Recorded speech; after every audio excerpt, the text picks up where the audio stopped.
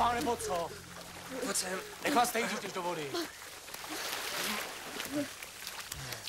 To vypadá.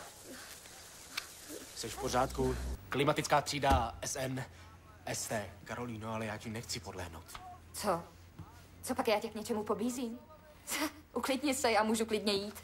Počkej. Espresso Krups XP 7220. Čerpadlo 15 bar. To je výškově dobrý. nastavitelný dispenzor. Jsi tak krásná, že já tě chci. Já tě tak strašně chci. Mně se o tobě zdálo. Jau! Nemůžu. Teda můžu, právě že můžu, ale musím jít já.